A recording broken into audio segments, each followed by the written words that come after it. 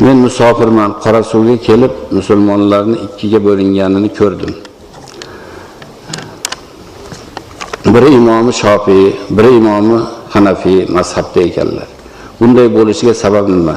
Sizday olim bo'lsa, sizni etagingizni ushlamaydimi? Rahmat domla debdi.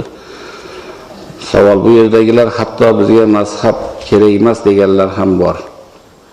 Bunga nima deysiz? Ha. Endi bu bir musofir, ya'ni kelib shu yerda bir mana shu achinarli holat ko'rib qolib guvoh bo'lgandir, yozgandir. Bu kishi kimligini biz bilmaymiz.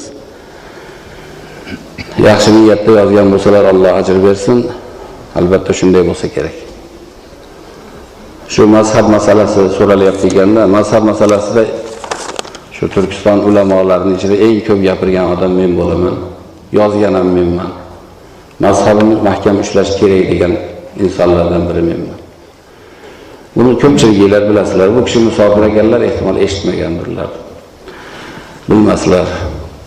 Ammo Alloh taolo Qur'oni azim sha'nda o'zini habibi, do'sti, so'nggi elchisi Hazrat Muhammad alayhisalomga innaka la tahdi man ahbabta valakinnalloha yahdi man yasha deb aytgan. Ya'ni ey Muhammad alayhisalom, siz o'zingiz yaxshi ko'radigan odamlarni to'g'ri yo'lga yetaklay olmaysiz. Balki Alloh o'zi xohlagan bandasini to'g'ri yo'lga yetaklaydi. Siz hammani bir to'g'ri yo'lda bo'lish kerak. Shu to'g'ri yo'lga nega tushmayapti deb xavotir olmang, sizni qo'lingizdan kelmaydi bu ish. Bu meni qo'limda deydi Alloh taolo. Payg'ambariga bu so'zni aytdi. Demak, biz gunohkor, ojiz insonlar hech bir odamni noto'g'ri yo'lda mahkam ushlasa, quloqidan tortib to'g'ri yo'lga yetaklay olmaymiz. Mazhab masalasi mana shu Imom Abu Hanifa mazhablarini dunyoni 3dan 2 qismi tan olib, shu mazhabda turgan bo'lsa va shu 1400 yildan beri davom etib kelayotgan bo'lsa, mazhab kerak emas degan har xil safsata so'zlar shu 1400 yildan beri aytib kelayotgan holida yana shu mazhab hozirgi zamonda ham dunyoni shunday yarmidan ko'pi shu mazhabda turgan bo'lsa, demak bu mazhabning ulug'ligi, to'g'riligiga shundan oshiq dalilda o'zi keragi yo'q. Xususan bizning diyorimizda mana shu chegaralar ochilishidan avval, demak 90-yildan avval o'sha kommunistlar davrida, dinimizga juda qattiq tazyiq bo'lgan davrda, yo undan avval hali ular kelmagan avvalgi asrlarda 14 asr mobaynida mazhab kerak emas degan so'z hech kimning og'zidan chiqmagan, hech kimning quloqiga kirmagan. Bo'lmagan bu gap, hamma bitta mazhabda kelgan. Chegara ochilishi bilan alhamdulillah erkinlikka erishdik. Allohning marhamati bo'ldi. Mana haj ibodatini ado qilganlarimiz yildan yilga 10 minglab ko'payyapti, qo'shilyapti, alhamdulillah. Lekin shu bilan barobar chetdan shunaqa buzuq, rasvo oqimlar kirib kelishiga ham chegara ochildi. Shu bilan kelib mana bu yerdagi oti musulmon, ammo musulmonchilikni bilmaydigan yurtdoshlarimizni ayrimlarini adashtirib, hali u to'da, hali bu to'daga adashtirib ketishlar bo'ldi.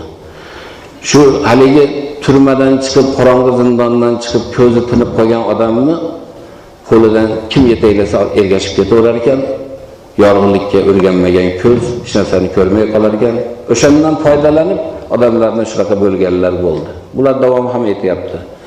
Lekin sekin asta alhamdulillah sekin ko'z ochilib, kim kimligi ma'lum bo'lib, odamlar adashganlar tavba qilib, to'g'ri yo'lga kirayotganlari ham haqiqat. Bizning da'vatimiz shu. Bular bunaqa boshqa mazhablarni ushlashimiz kerak, yo biz hadisga amal qilamiz. Bu juda bir ajoyib gapda. Albatta Qur'on hadisga amal qilamiz. O'sha men hadisga amal qilaman, mazhab kerak emas degan johil kimsa savol so'rang o'shandan. Sen hadisni Imom Abu Hanifadan yaxshi bilasanmi deb. To'g'ri hadisni Rasulullohdan eshitgan sahobani ko'rgan inson. Imom Abu Hanifa 9 ta sahobani ko'rganligi aytiladi. 40lab sahobalar u kishi hayotli vaqtlarida hayotida. Chunki Imom Abu Hanifa 80-yili dunyoga kelganlar. Rasululloh sollallohu alayhi vasallamning asri saodatlarini 80-yilida.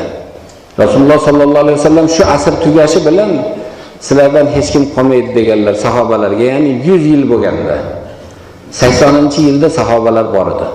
Shundan 40 dan oshig'i hayot edi. Shulardan 9 tasini Imom Azam ko'rgan. Rahmatullohi alayhi.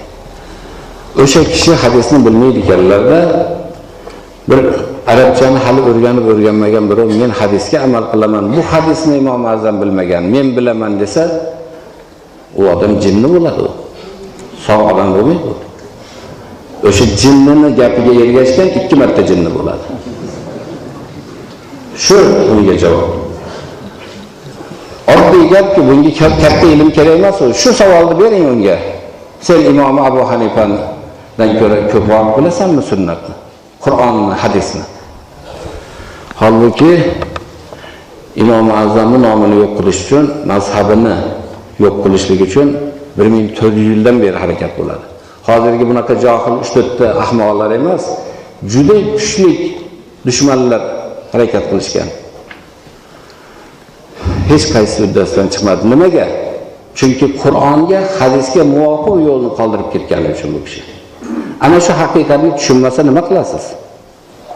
Alloh taolo o'zi o'nglasin deb haqlariga duo qilamiz. Boshqa ish yo'q. Birovlarni qulog'idan sudab bitta yo'lga yurgiza olmaymiz.